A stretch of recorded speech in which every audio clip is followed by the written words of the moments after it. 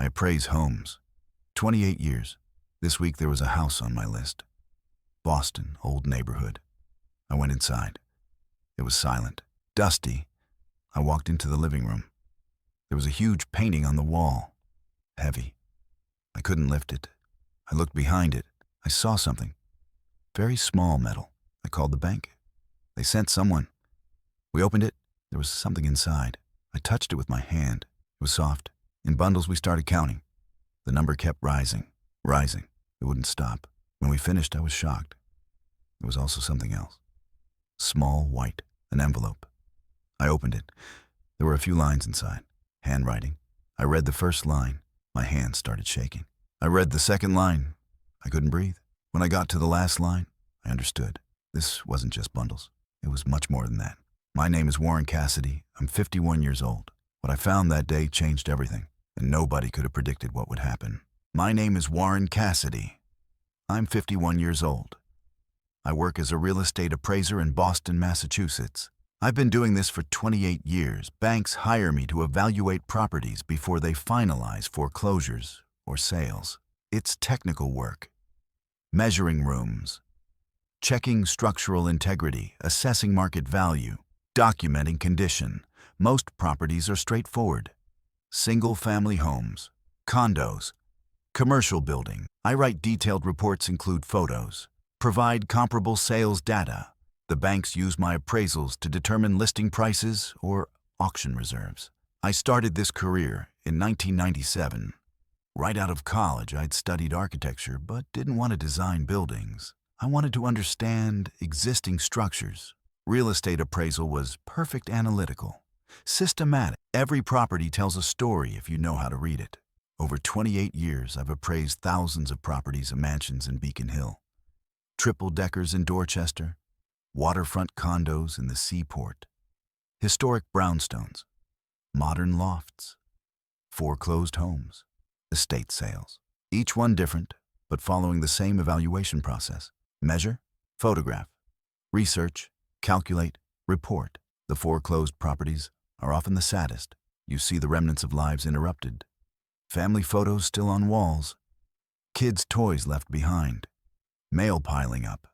People lost their homes for various reasons. Job loss, divorce debt, death. By the time I arrive, the owners are usually gone, either relocated or deceased with no heir. The banks want to recoup their losses, move the property. My job is to tell them what it's worth. In November 2024, I received an assignment from Boston Mercantile Bank. Foreclosed property in Beacon Hills, single-family Victorian.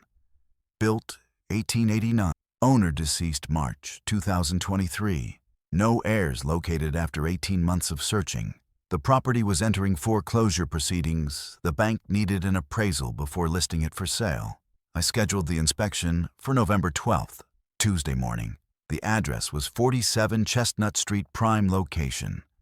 Beacon Hill is one of Boston's most expensive neighborhoods. Brick sidewalks, gas lamps, federal-style row houses. This particular house was substantial, 3 stories. Brick facade. Original details. Properties like this in Beacon Hill typically sold for multiple millions. Even in poor condition, I arrived at 9 a.m. The bank had sent a locksmith to meet me. He opened the front door, and I stepped inside. The house was exactly what I expected: high ceilings, crown molding, hardwood floors, but also decades of neglect.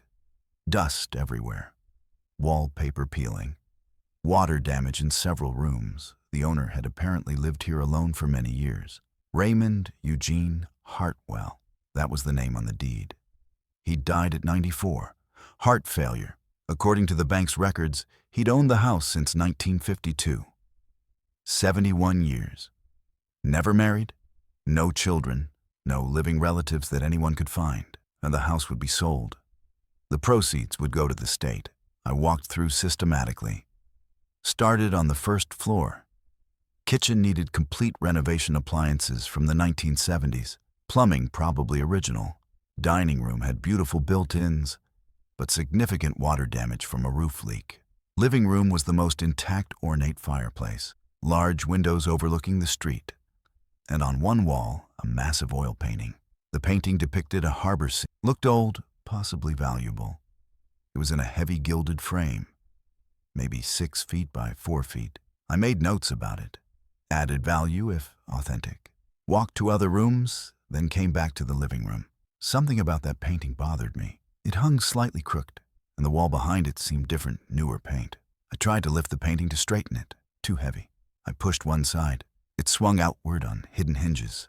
Behind the painting was a wall safe. Old. Very old. Maybe from the 1950s. Square metal door. Combination lock.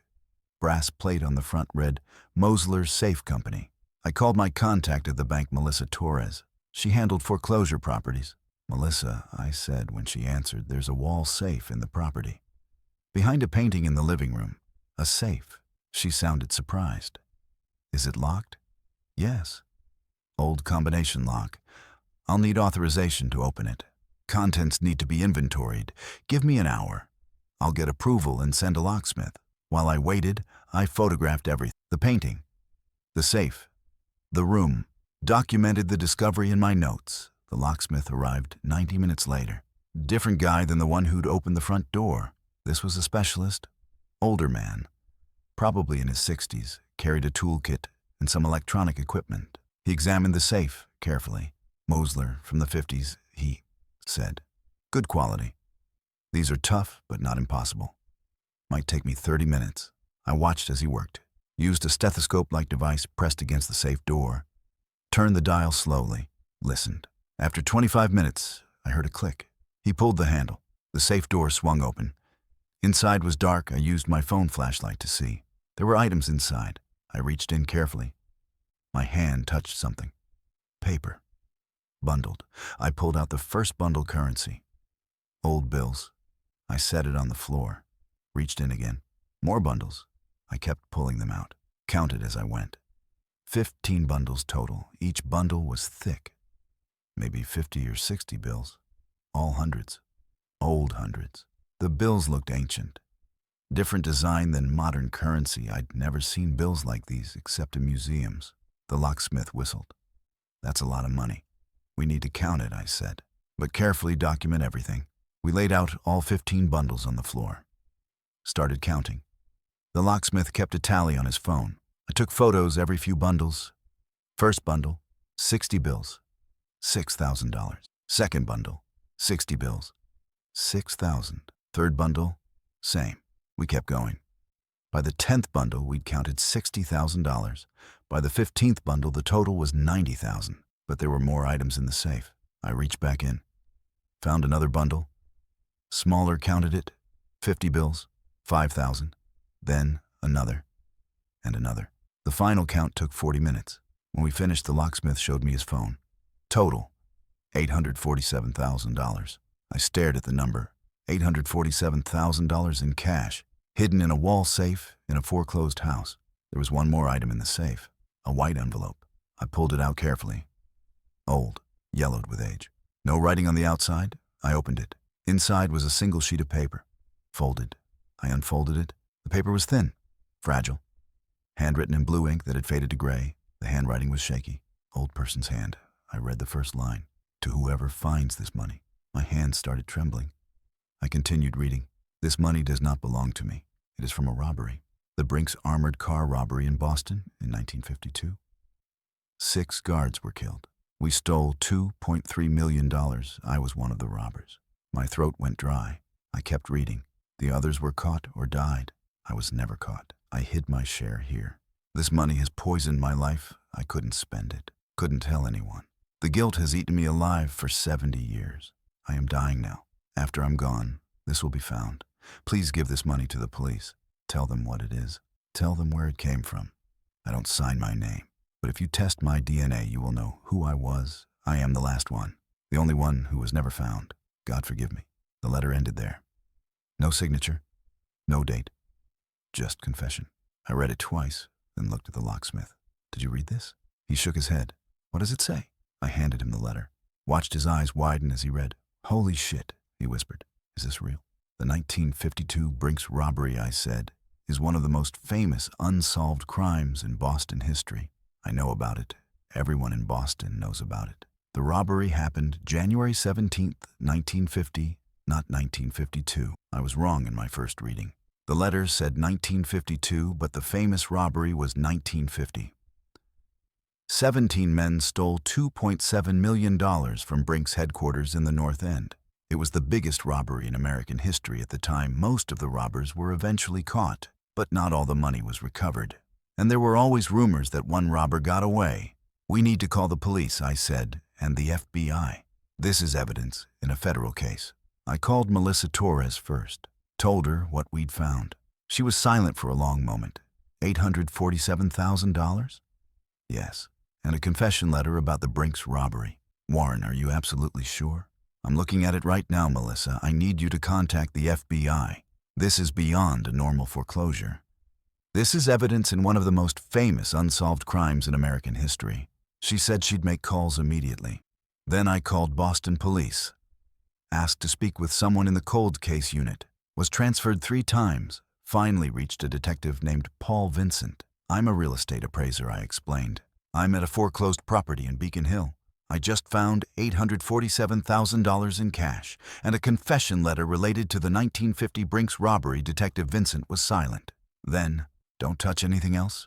Don't let anyone leave. I'm on my way." He arrived 20 minutes later with 2 other detectives. They examined the money, read the letter, took photos of everything. 1. Detective made a call. Within an hour, the house was full of people.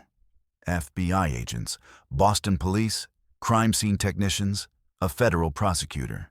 They took control of the scene, documented everything, interviewed me and the locksmith separately, asked dozens of questions. The FBI agent in charge was named Claire Morrison. She was in her 40s. "Professional, intense. Mr. Cassidy," she said after the initial interviews, "you've potentially discovered evidence related to one of the FBI's oldest unsolved cases. We're going to need to secure this property, conduct a complete search, and we'll need your full cooperation." "Of course," I said. "The letter mentions DNA evidence. Can you determine if the deceased owner was one of the robbers?" "That's exactly what we're going to do." Agent Morrison looked at the letter again. "If this is authentic, and if Eugene Hartwell was the author, and we've just solved a 74-year-old mystery." The FBI took over the property for 2 weeks. I wasn't allowed back inside during that time, but Agent Morrison kept me updated. They'd sent Eugene Hartwell's remains for DNA testing. The man had been cremated, but the funeral home still had biological samples, hair, tissue, standard retention for identification purposes. They compared his DNA against evidence from the 1950 robbery. Within a week, Agent Morrison called me. "We have a match." "What?" "Eugene Hartwell's DNA matches DNA found at the Brinks robbery scene in 1950. He was there. He was one of the robbers. And he was never identified. Never caught. For 74 years, he lived free, with almost $1 million hidden in his wall." "How is that possible?" Agent Morrison explained. "The Brinks robbery was meticulously planned. 11 men participated. They wore masks. Gloves left minimal evidence. The FBI identified most of them through informants and surveillance. 8 were arrested and convicted. 2 died before arrest, but there was always suspicion of an 11th man. Someone who got away. Eugene Hartwell was that man." "His real name wasn't Eugene Hartwell?" "That's what we're investigating now. We believe he changed his identity after the robbery. Became someone else. Lived quietly in that house for 7 decades. Never spent the money. Never drew attention." I thought about that. The discipline required, the fear, the guilt. According to the letter, he said the money poisoned his life, that the guilt ate him alive. Agent Morrison's voice softened. "The letter is consistent with what we're finding. Hartwell lived alone, never married, few friends. Worked as an accountant until retirement. By all accounts, lived modestly. Never displayed wealth. The house was purchased in 1952 with cash, $70,000, which in 1952 was a fortune, but not suspiciously large for someone in his profession. So he spent some of the money, a small amount enough to establish himself, buy property. But the bulk he never touched. We found his financial records. His income matched his lifestyle exactly. He wasn't spending stolen money. He was living on legitimate earnings." "Why?" I asked. "Why not spend it? Leave the country. Enjoy it." "I think fear and guilt. The letter makes it clear. 6 guards died in that robbery. That's not something you forget or forgive yourself for. Over the next month, the FBI's investigation expanded as they researched Eugene Hartwell's background, found that he'd appeared in Boston in 1951. No prior records before that. In 1951, he registered to vote, got a social security number, opened a bank account, started working as an accountant, as if he'd just materialized. They traced backwards, found that Eugene Hartwell had been a real person, born 1930 in Vermont, died 1950 in a car accident. The death was recorded in Vermont, but the identity was apparently stolen. The robber had taken a dead man's identity, moved to Boston, lived as Eugene Hartwell for 73 years. I met with Agent Morrison in December 2024 to review their findings. We sat in a conference room at the FBI field office. She had a thick file in front of her. "We've constructed his timeline," she said. "We believe the man who called himself Eugene Hartwell was actually born Anthony James Novak, born 1928 in South Boston. No criminal record before 1950. Worked as a truck driver. How did he get involved in the robbery? He knew one of the other robbers, Joseph McGinnis. They grew up in the same neighborhood. McGinnis recruited him. Novak was young, 22 at the time. Probably saw it as easy money. But 6 people died. And after the robbery, Novak panicked, took his share, disappeared, stole a dead man's identity, and spent the rest of his life hiding. Agent Morrison showed me. One was a police photo from 1928. Young man, sharp features, dark hair. Another photo was from Eugene Hartwell's driver's license, 1985. Older, glasses, gray hair. But the features matched. Same person. "This is incredible," I said. 74 years and he was never caught. He was good at hiding. Or lucky. Or both. But the guilt never left him. We found diaries in the house. He wrote about the robbery, about the guards who died, about his inability to spend the money. He called it blood money. Said it haunted him. Can I see the diaries? They're evidence in an ongoing case, but I can share excerpts. She pulled out several pages. Photocopies of handwritten entries. I read through them. One entry from 1975. 25 years since the robbery. I'm 47 years old. The money sits in my wall. I cannot touch it. Every $100 bill represents blood. I see the guards' faces in my dreams. I am a prisoner in my own home, my own life. Another entry from 1998. I am 70 years old now. The money has been in my wall for 48 years. I have never spent a single bill beyond the initial amount to buy this house. I thought time would make it easier. It hasn't. The guilt grows heavier each year. A final entry from 2022. 1 year before his death. I am 94. I will die soon.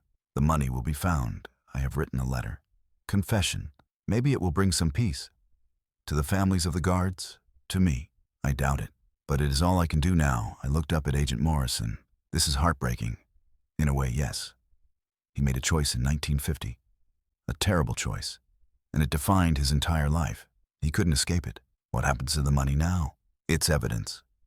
After the investigation concludes, it will likely be returned to Brink's insurance carrier or distributed to the families of the victims, if they can be located. The families, I hadn't thought about them. 6 guards died in that robbery. Do their families know? We're in the process of locating them. It's been 74 years. Most direct victims are deceased, but there are children, grandchildren. We've found 4 families so far. How are they reacting? Mixed emotions. Relief that the case is solved. Anger that Hartwell lived free for so long. Sadness for the loss they've carried for decades. We're arranging meetings if they want them. Agent Morrison closed the file. Mr. Cassidy, you've helped solve one of the FBI's oldest cold cases. We're grateful. I didn't do anything special. Just opened a safe. You paid attention. You called the right people. You preserved evidence that matters. I left the FBI office thinking about Eugene Hartwell, or Anthony Novak, or whoever he really was. A man who made one catastrophic decision at age 22 and spent 73 years living with it. Never free. Never at peace. Prisoner of his own guilt. In January 2025, Agent Morrison called me again. The families of the victims want to meet you. Why me? You found the money. The confession. You're part of the story now. Several of them specifically requested it. I agreed. The meeting was arranged for late January.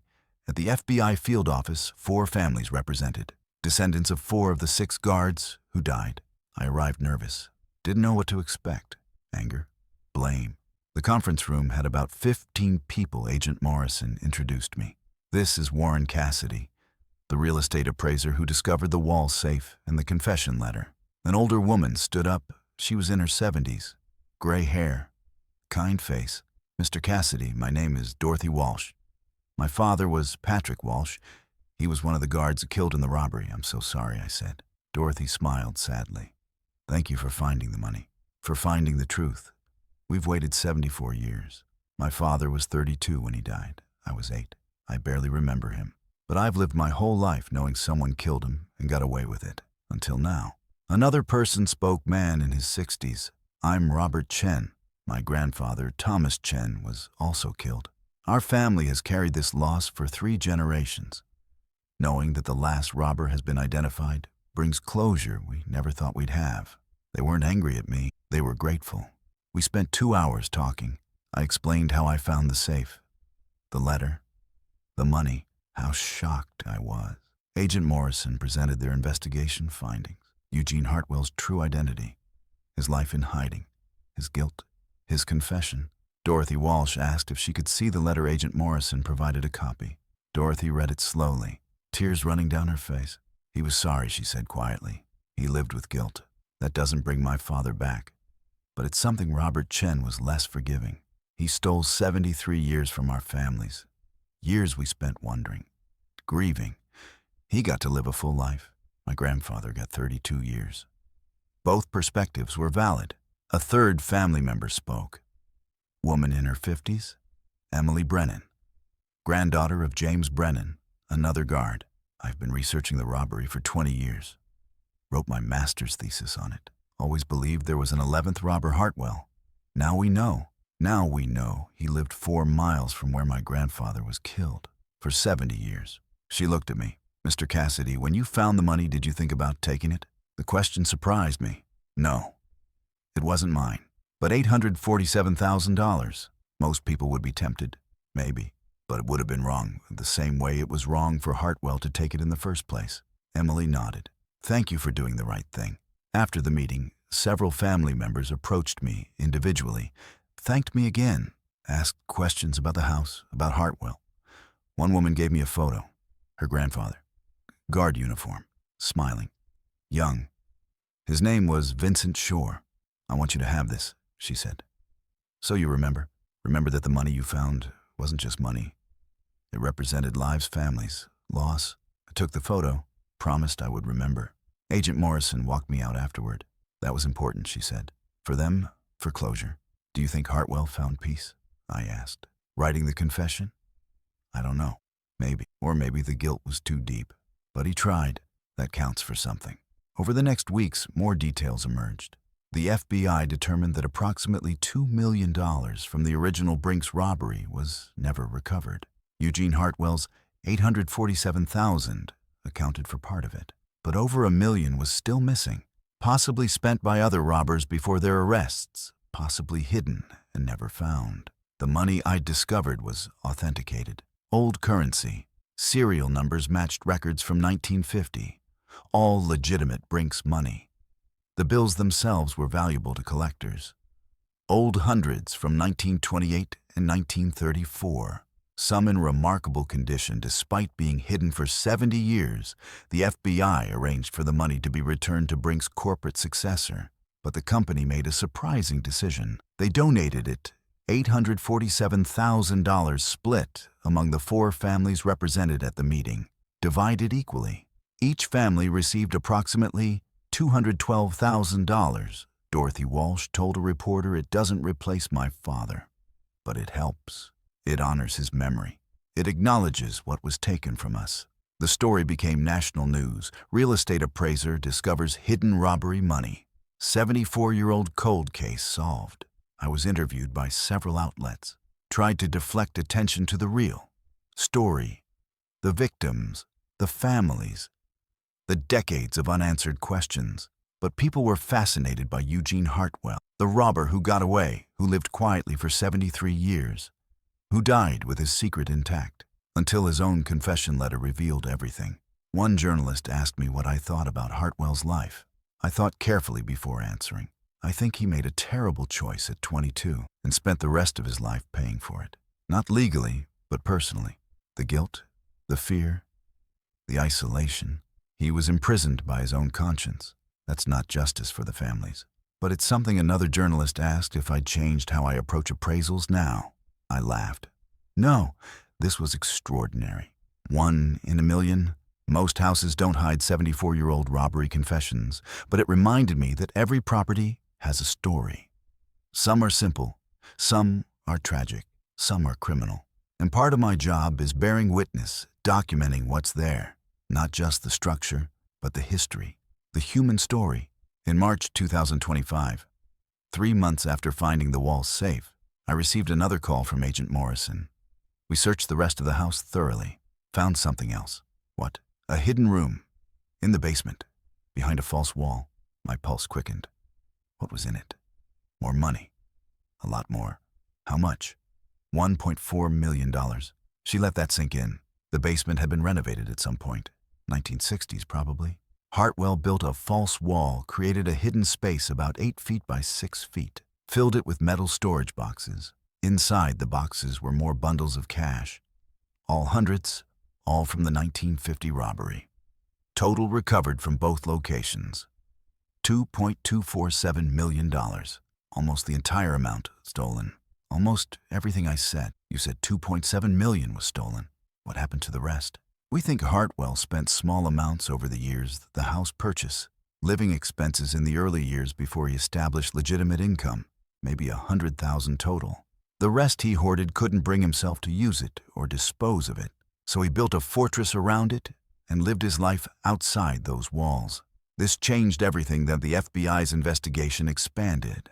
They examined the hidden room carefully, found more items, notebooks, records, photographs. A journal Hartwell had kept from 1950 to 2022, 72 years of entries. Agent Morrison shared excerpts. The earliest entry was from February 1950. 1 month after the robbery. I am Anthony Novak, age 22. I participated in an armored car robbery. 6 men were killed. We stole money. My share is nearly $900,000. I took a dead man's identity, Eugene Hartwell. I am in Boston. I am terrified. Every police car I see, every stranger who looks at me, I am certain I will be caught. But I am not caught. Days pass. Weeks. Nothing.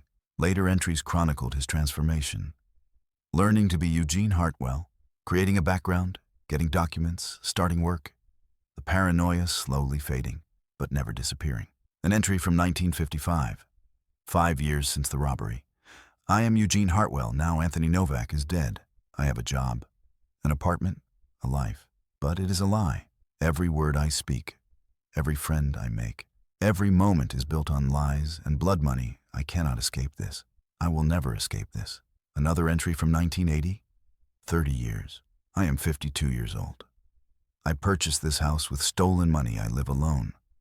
I have no family, no real friends. People think I am odd, a hermit. They are right. How can I let anyone close when everything about me is false? The money sits in my basement now, hidden, growing, worthless to me. A monument to my crime. The final entries were the most haunting. From 2020, I am 92. Most of the other robbers are dead. Joseph McGinnis died in prison in 1999. The others years ago. I am the last one. The only one who was never caught. I should feel lucky. I don't. I feel like a ghost. From 2023, weeks before his death. I will die soon. Heart failing. Doctor says months at most. I wrote a confession letter, put it in the safe, where the original money is hidden. The rest remains in the basement. Perhaps that will be found too. Perhaps not. I hope someone finds it. Hope they understand. I have lived 73 years as a dead man, wearing another man's name, carrying another man's life, all because of one night in January 1950. If I could go back, I would change everything. But I cannot. This is my life, my choice, my punishment. God forgive me. I don't forgive myself. Agent Morrison let me read the full journal. 2,000 pages of handwritten entries. The document was heartbreaking. A man's entire life defined by a single decision, a decision made in youth. A decision that closed every door, sealed every possibility, isolated and alone. In May 2025, the FBI closed their investigation. Final report confirmed Eugene Hartwell was Anthony James Novak, participant in the 1950 Brinks robbery. Died 2023 at age 94. Never caught, never prosecuted, but never free. The additional money was distributed the same way as the first amount, to the victims' families. Total distribution, over $2 million split among 4 families. Life-changing amounts for some. Meaningful closure for all. I attended a memorial service organized by the families held in Boston at the church, where several of the guards' funerals had taken place in 1950. Dorothy Walsh spoke. My father, Patrick Walsh, died 75 years ago. For 74 of those years, we didn't have answers. We didn't have closure. We didn't have justice in the traditional sense. But now we have truth. We know what happened. We know the last robber's name. We know he carried guilt his entire life.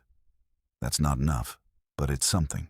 She looked at me in the audience, and we have Mr. Cassidy to thank for finding the safe, for doing the right thing, for helping us finally close this chapter. After the service, several people approached me, thanked me again, told me stories about their family members, the guards who died, their lives, their losses. One woman gave me a medal. It had belonged to her grandfather, Thomas Chen, guard at Brinks for 15 years before the robbery. I want you to have it, she said. You gave us closure. That's worth more than money. I keep the medal on my desk, next to the photo of Vincent Shore reminders, not of Eugene Hartwell, not of the robbery, but of the people affected, the families who waited decades for truth. In June 2025, I returned to 47 Chestnut Street and the house had been sold. New owners were renovating it, transforming it from Eugene Hartwell's tomb into a family home. I spoke with the new owner, young couple. 2 kids. They knew the history, weren't bothered by it. It's just a house, one of them said. What happened here was sad, but it's over now. We're making it something new. That felt right. The house had been a prison for Eugene Hartwell, a hiding place, a monument to guilt. Now it would be something else. Laughter, family dinners, kids playing, life. As I walked away, I thought about Hartwell's final journal entry, the loneliness, the regret, the weight of carrying a false identity for 73 years. And I thought about the choice he made at 22, participating in a robbery, 6 people dying, nearly $3 million stolen. At 22, you think you're making a small decision. Easy money, no consequences. But decisions have echoes. Some echoes last a lifetime. In Hartwell's case, the echo lasted 73 years, until the day he died. Alone in the house he'd bought with blood money, with a confession letter in his safe, a journal in his basement, and $2 million hidden behind walls, money he never spent, never enjoyed, never escaped. Now that money has gone where it should have been 75 years ago. To the families of the victims, partial restitution, incomplete justice, but acknowledgement, recognition of loss. And for Eugene Hartwell, or Anthony Novak, or whatever his real name was, there is finally truth. His crime is known, his identity revealed, his guilt recorded. He wanted to be caught, I think. That's why he wrote the confession, why he documented everything he couldn't turn himself in. The fear was too great, but he could leave a trail, breadcrumbs for whoever came after. That turned out to be me, a real estate appraiser, measuring rooms, taking photos, doing my job. I didn't expect to find a wall safe, didn't expect $847,000, didn't expect a confession letter, didn't expect to solve a 74-year-old cold case. But that's what happened. And I'm grateful. Grateful I could help bring closure. Grateful I could do the right thing. Grateful I could be part of a story larger than myself. The families got their answers. The FBI closed a famous case. Eugene Hartwell's secret is no longer a secret. And me? I go back to work, appraising houses, measuring rooms, writing reports. Most properties are simple. No hidden safes. No robbery confessions. No buried secrets. But every house has a story. And I listen. Because sometimes those stories need to be told. Sometimes they need to be found. Sometimes they're waiting 74 years for someone to open the right safe. Look behind the right painting. Read the right letter. That's what I did. That's what happened. And I'll never forget it.